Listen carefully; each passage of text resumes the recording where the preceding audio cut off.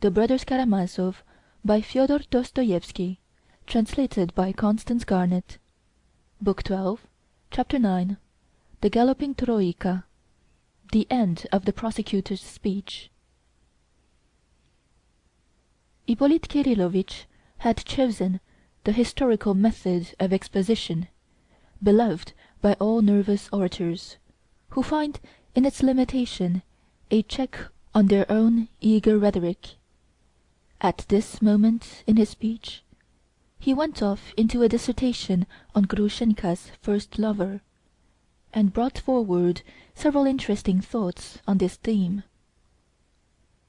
Karamazov, who had been frantically jealous of everyone, collapsed, so to speak, and effaced himself at once before this first lover.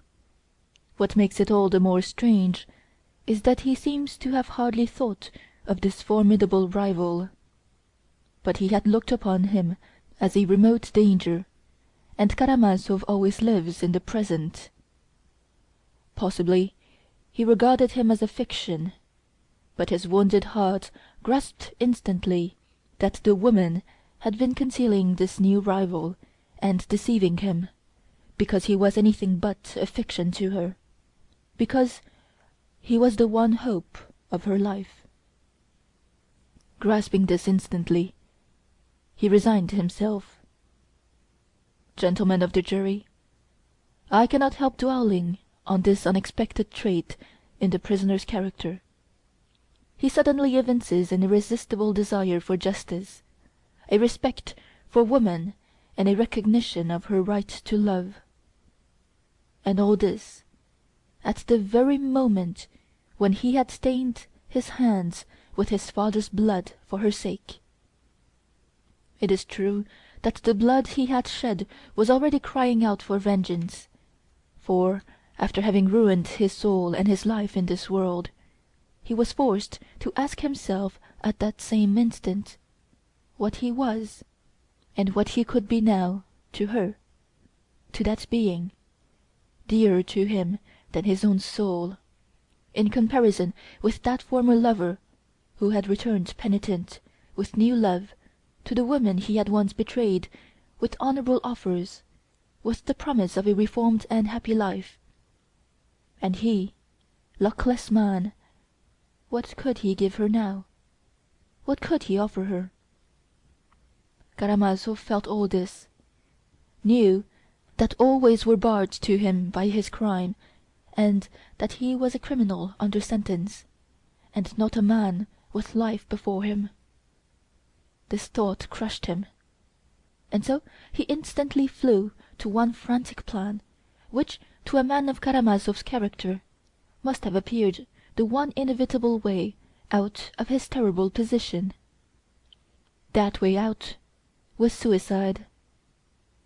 He ran for the pistols he had left in pledge with his friend Perrotin, and on the way, as he ran, he pulled out of his pocket the money for the sake of which he had stained his hands with his father's gore.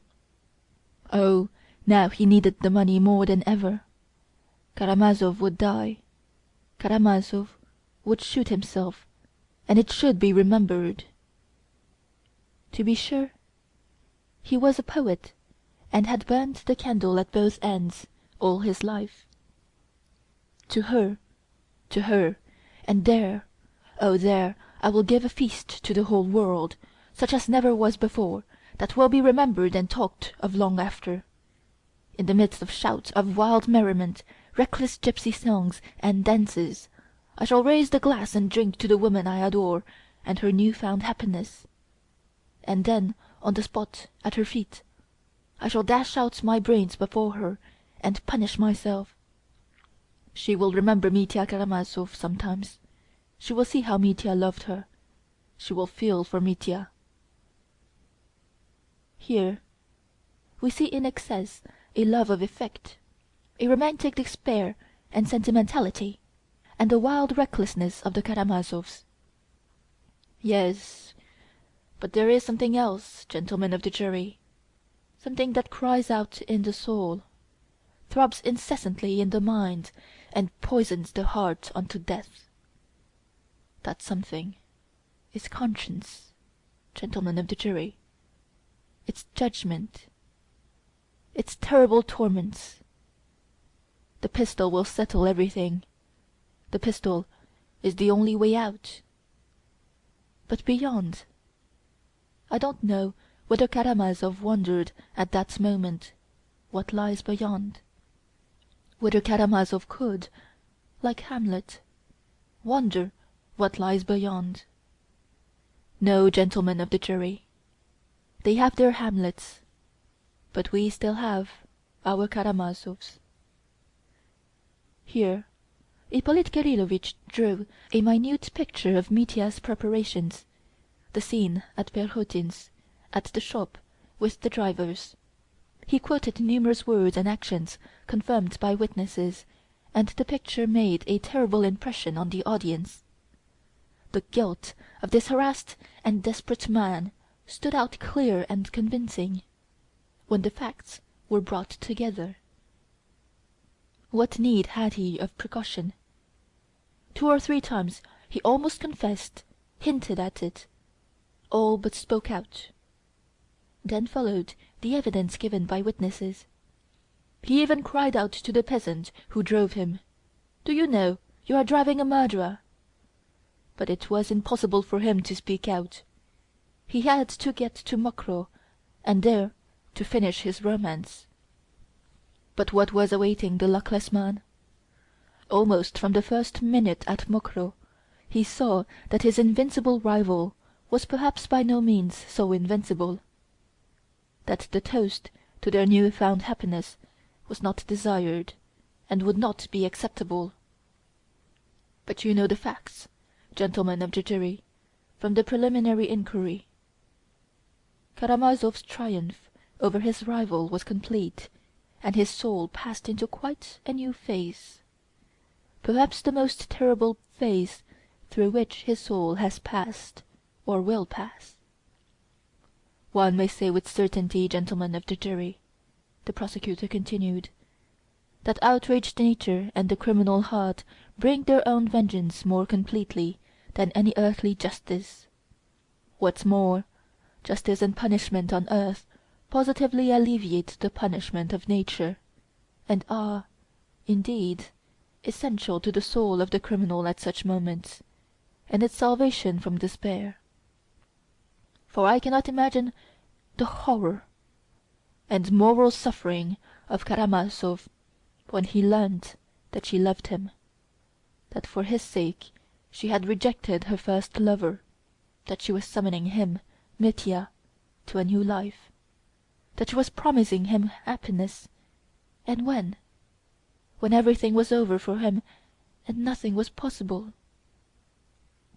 By the way, I will note in parenthesis a point of importance for the light it throws on the prisoner's position at the moment. This woman, this love of his, had been till the last moment, till the very instant of his arrest, a being unattainable, passionately desired by him but unattainable. Yet why did he not shoot himself then? Why did he relinquish his design and even forget where his pistol was? It was just that passionate desire for love and the hope of satisfying it that restrained him. Throughout their revels he kept close to his adored mistress, who was at the banquet with him and was more charming and fascinating to him than ever. He did not leave her side, abasing himself in his homage before her. His passion might well, for a moment, stifle not only the fear of arrest, but even the torments of conscience.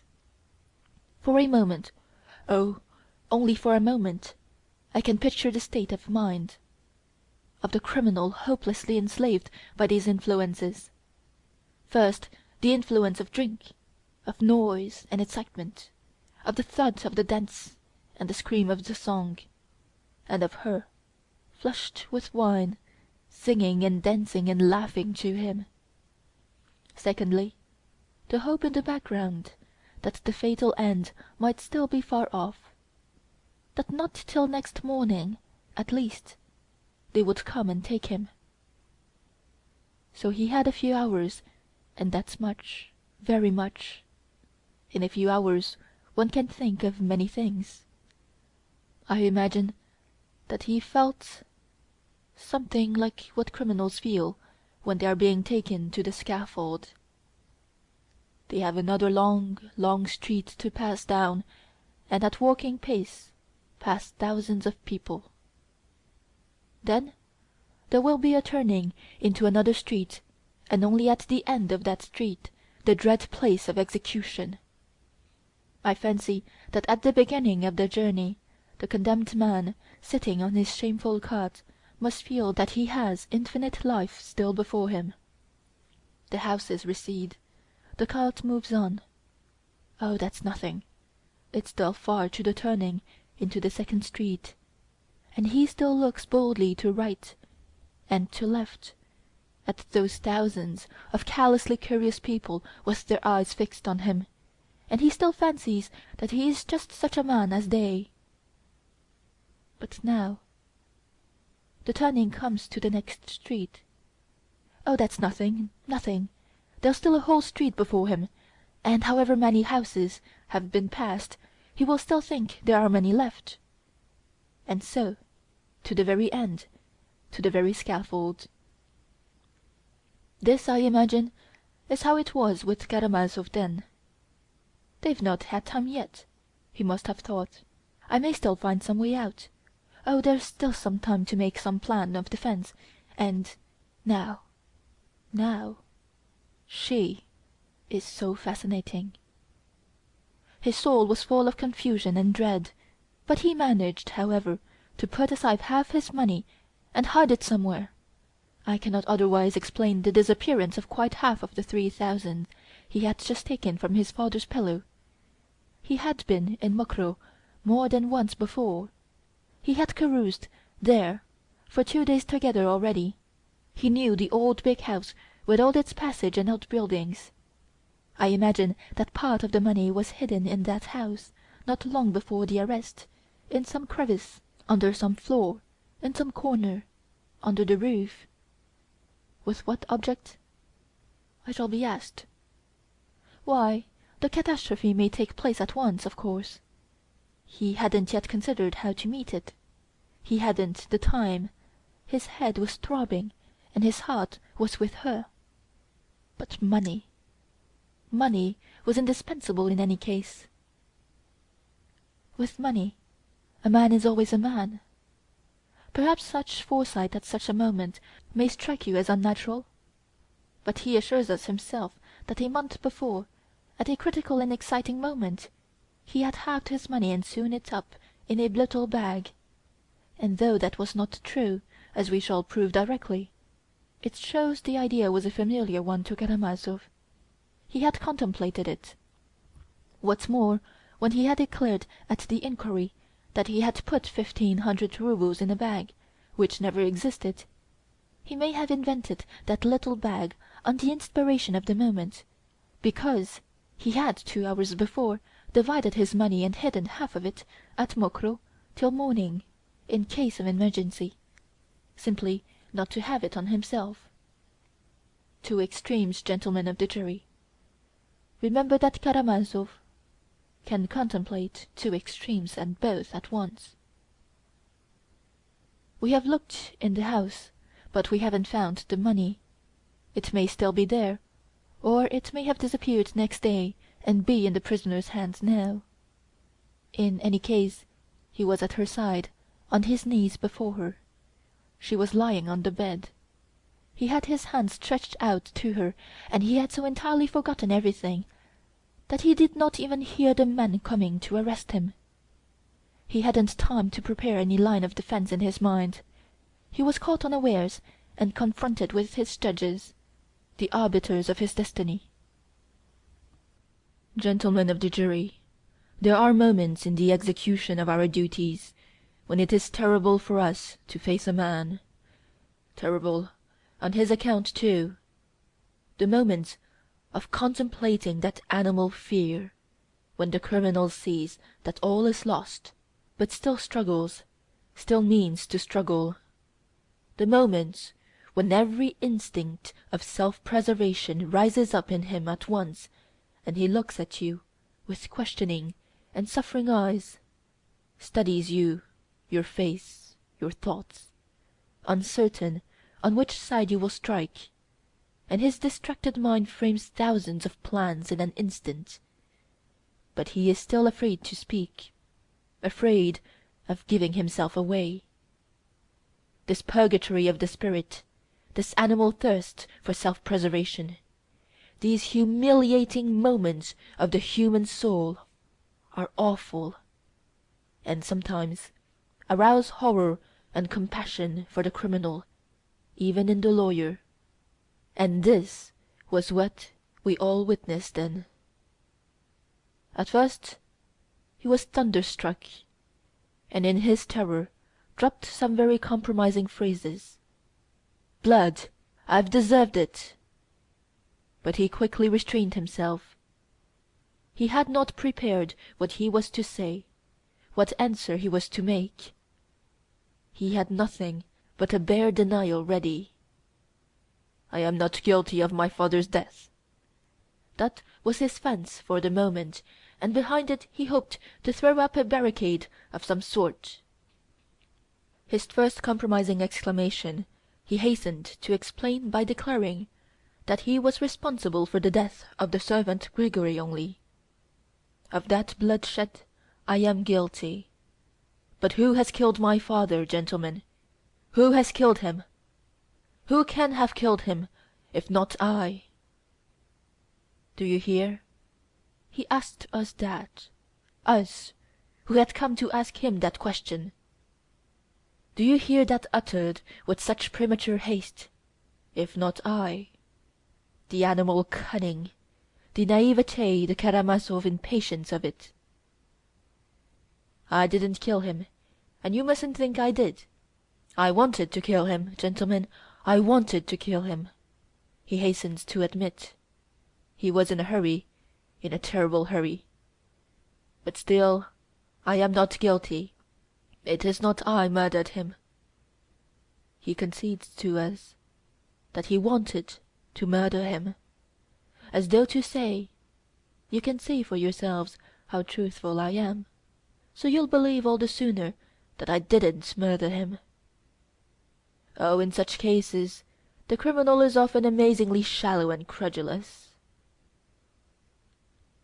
At that point one of the lawyers asked him, as it were incidentally, the most simple question. "Wasn't it Smerdyakov killed him?"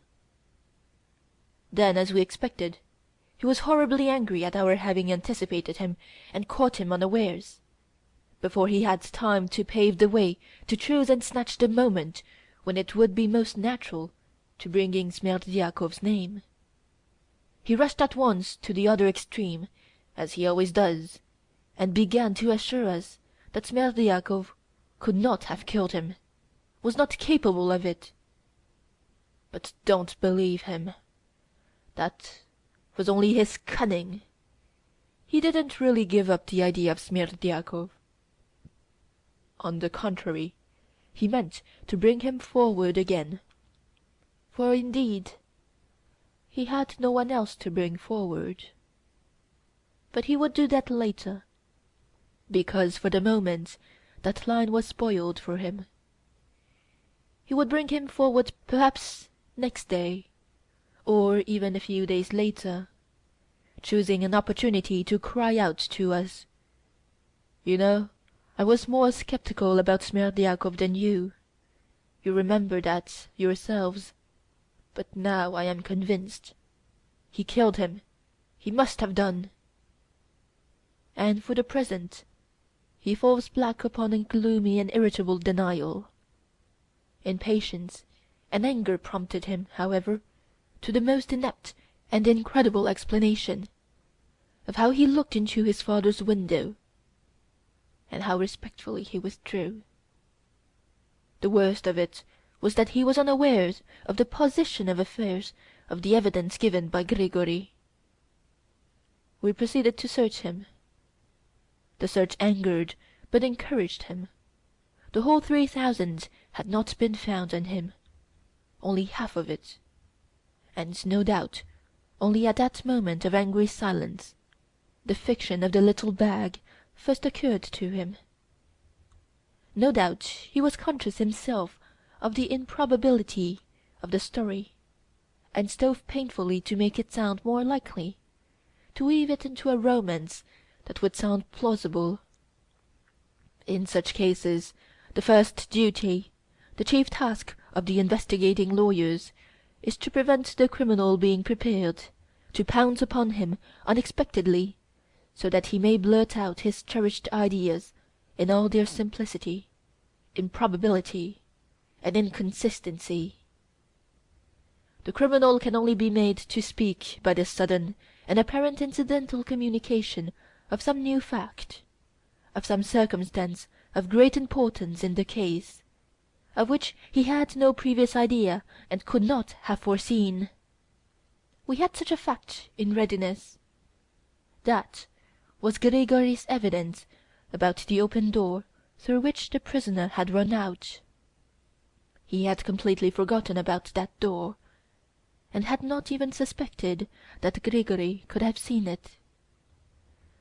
The effect of it was amazing. He leapt up and shouted to us. Then Smerdyakov murdered him. It was Smerdyakov. And so betrayed the basis of the defence he was keeping back, and betrayed it in its most improbable shape.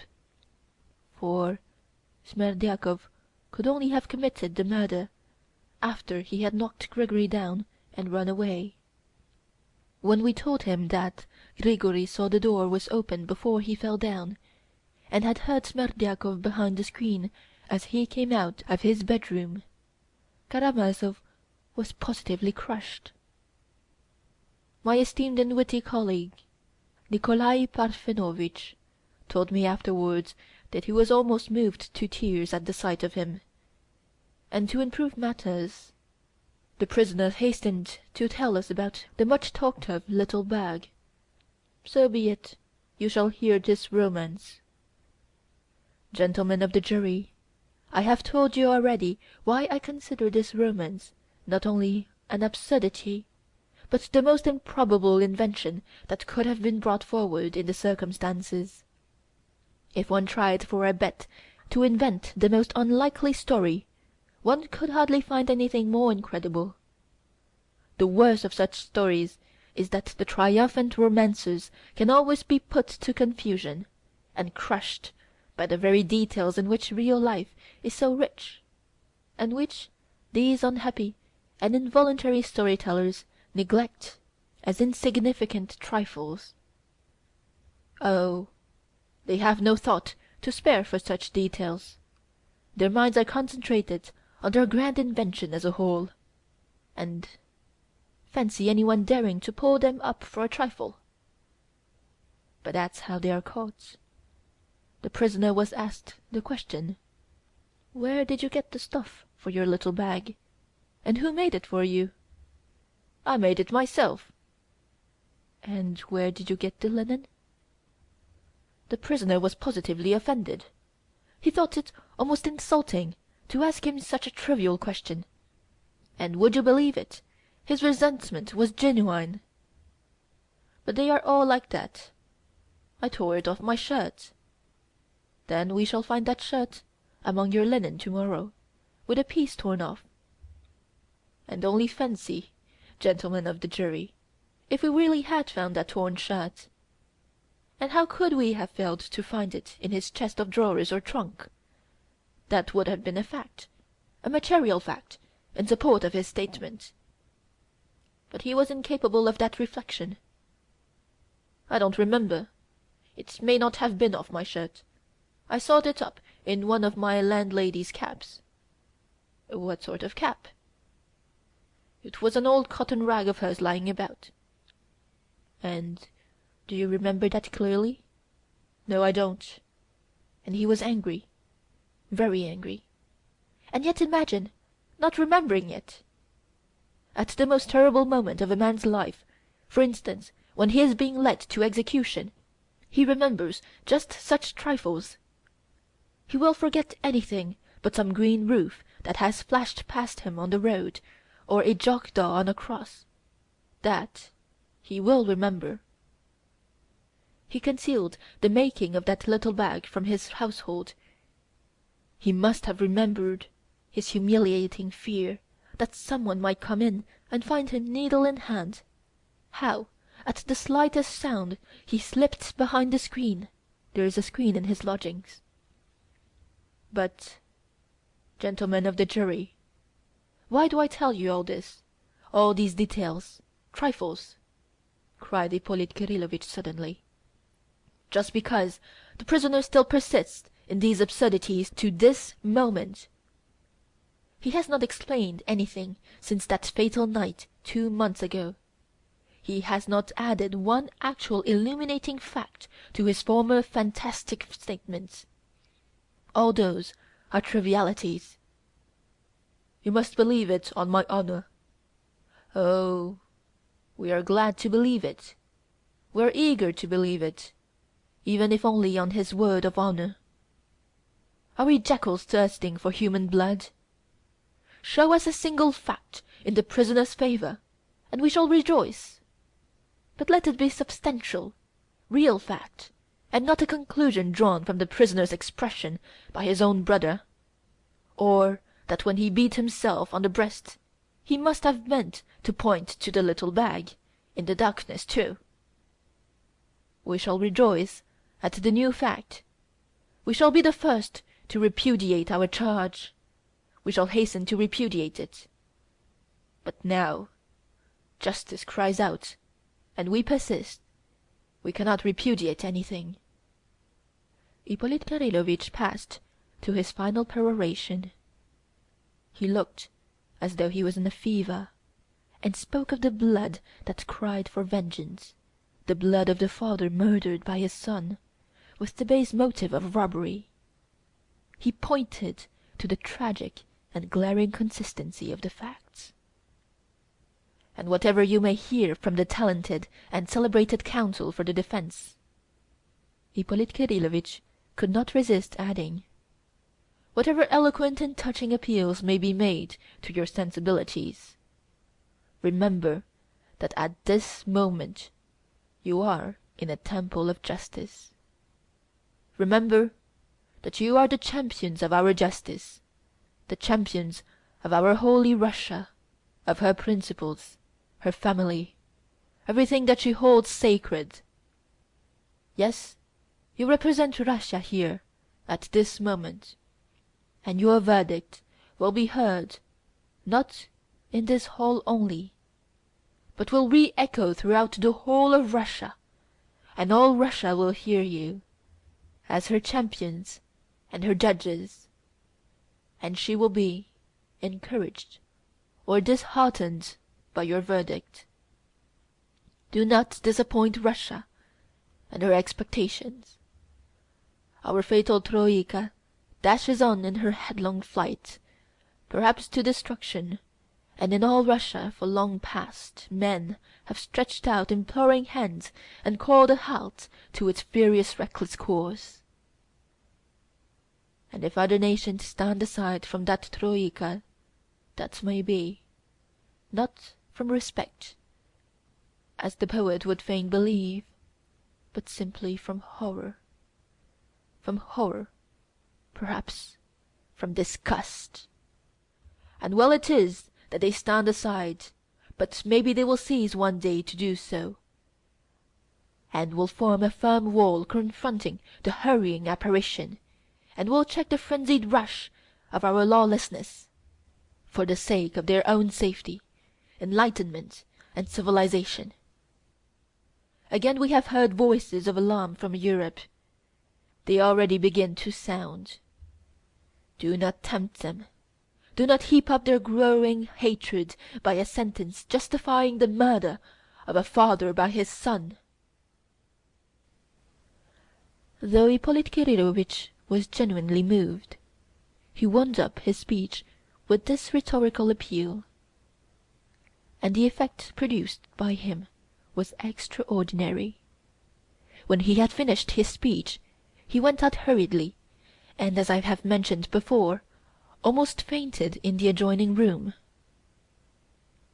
There was no applause in the court, but serious persons were pleased. The ladies were not so well satisfied, though even they were pleased with his eloquence, especially as they had no apprehensions as to the upshot of the trial, and had full trust in Fetyukovitch. He will speak at last, and of course carry all before him. Everyone looked at Mitya. He sat silent through the whole of the prosecutor's speech, clenching his teeth, with his hands clasped, and his head bowed. Only from time to time he raised his head and listened, especially when Grushenka was spoken of. When the prosecutor mentioned Rakitin's opinion of her, a smile of contempt and anger passed over his face, and he murmured rather audibly, "The Bernards." When Ippolit Kirillovitch described how he had questioned and tortured him at Mokroe, Mitya raised his head and listened with intense curiosity. At one point he seemed about to jump up and cry out, but controlled himself, and only shrugged his shoulders disdainfully. People talked afterwards of the end of the speech, of the prosecutor's feat in examining the prisoner at Mokroe, and jeered at Ippolit Kirillovitch. The man could not resist boasting of his cleverness, they said. The court was adjourned, but only for a short interval, a quarter of an hour or 20 minutes at most. There was a hum of conversation and exclamations in the audience. I remember some of them. "A weighty speech," a gentleman in one group observed gravely. "He brought in too much psychology," said another voice. "But it was all true, the absolute truth." "Yes, he is first rate at it." "He summed it all up." "Yes, he summed us up too," chimed in another voice. "Do you remember, at the beginning of his speech, making out we were all like Fyodor Pavlovitch?" "And at the end too, but that was all rot." "And obscure too. He was a little too much carried away." "It's unjust. It's unjust." "No, it was smartly done. Anyway, he's had long to wait, but he's had his say. Ha ha!" "What will the counsel for the defense say?" In another group I heard, "He had no business to make a thrust at the Petersburg man like that, appealing to your sensibilities. Do you remember?" "Yes, that was awkward of him." "He was in too great a hurry." "He is a nervous man." We laugh, but what must the prisoner be feeling?" "Yes, what must it be for Mitya?" In a third group,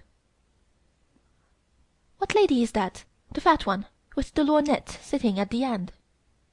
"She's a general's wife, divorced. I know her." "That's why she has the lorgnette." "She is not good for much." "Oh no, she's a piquant little woman." "Two places beyond her there is a little fair woman. She is prettier." "They caught him smartly at Mokroe, didn't they, eh?" "Oh, it was smart enough. We've heard it before. How often he has told the story at people's houses." "And he couldn't resist doing it now. That's vanity." "He is a man with a grievance, he he!" "Yes, and quick to take offence. And there was too much rhetoric. Such long sentences." "Yes, he tries to alarm us. He kept trying to alarm us. Do you remember about the Troika? Something about they have Hamlets, but we have, so far, only Karamazovs. That was cleverly said. That was to propitiate the liberals. He's afraid of them." "Yes, and he is afraid of the lawyer too." "Yes, what will Fetyukovitch say?" "Whatever he says, he won't get round our peasants." "Don't you think so?" A fourth group, "What he said about the Troika was good, that piece about the other nations." "And that was true, what he said about the other nations not standing it." "What do you mean?" "Why, in the English Parliament a member got up last week and, speaking about the Nihilists asked the Ministry whether it was not high time to intervene, to educate this barbarous people. Hippolyte was thinking of him. I know he was. He was talking about that last week. Not an easy job. Not an easy job? Why not? Why, we'd shut up Kronstadt and not let them have any corn. Where would they get it? In America. They get it from America now. Nonsense. But the bell rang. All rushed to their places. Fetyukovitch mounted the tribune. End of Chapter 9 of Book 12.